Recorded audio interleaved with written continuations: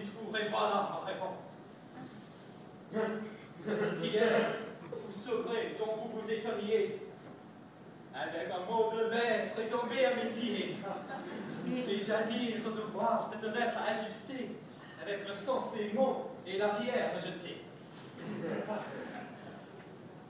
D'un tel accident, n'êtes-vous pas surpris? L'amour, c'est du malheur d'élever les esprits. Et peut-on me nier que ces flammes puissantes ne fassent dans un cœur des choses étonnantes?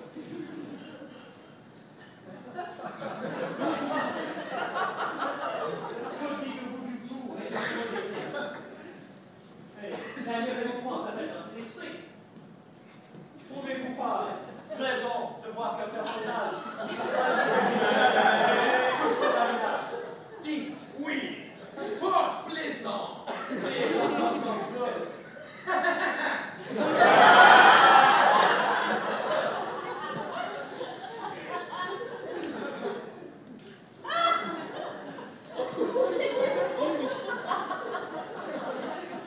Cet homme, gendarme d'abord, contre mon feu, qui chez lui se retranche de greffe et parade, comme si j'y voulais entrer par l'escalade, qui, pour me repousser dans son bizarre effroi, anime douteux dans tous ces gens contre moi, et qu'a vu à ses yeux, par sa machine même, celle qu'il veut tenir dans l'ignorance extrême. Pour moi, je vous l'avoue encore que son retour en un grand embarras jette ici mon amour. Le tien sera plaisant autant qu'on saurait dire. Je ne puis y songer sans de bon corps en rire. Et vous n'en mettez pas assez, à mon avis. Excusez-moi, j'en ris tout autant que je puis. Mais il faut qu'on amie, je vous montre la lettre. Tout ce que son cœur sent, sa main a sous lui-même. Et son terme touchant et tout plein de bonté, de tendresse innocente et d'ingénuité, de la manière enfin que la pure nature exprime de l'amour la première blessure. Voilà, friponne, incroyable écriture de sel. Contre mon dessin, l'art t'en fut découvert.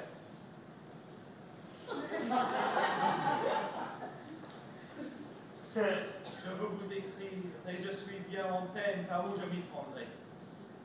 J'ai des pensées que je désirerais que vous sussiez. Et je ne sais comment faire, vous les dites. Et je me défie de mes paroles. Comme je commence à connaître qu'on m'a toujours tenu dans l'ignorance, j'ai peur de mettre quelque chose qui ne soit pas bien et d'en dire plus que je ne devrais. En vérité, je ne sais ce que vous m'avez fait, mais je sens que je suis fâchée à mourir de ce qu'on me fait faire contre vous, que j'aurai toutes les peines du monde à me passer de vous, et que je serai bien aise d'être à vous.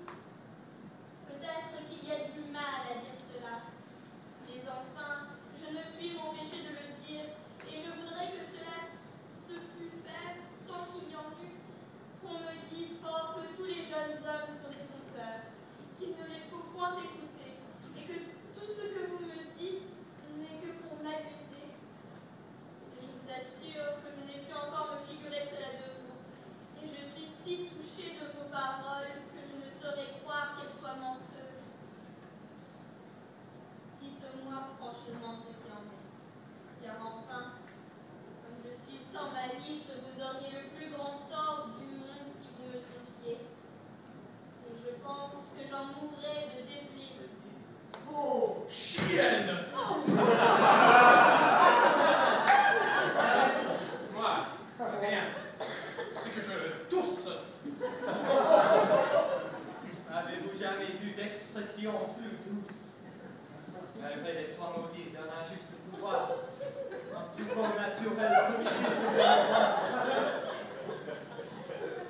et ce pas sans doute un crime punissable de gâter méchamment ce fondard admirable.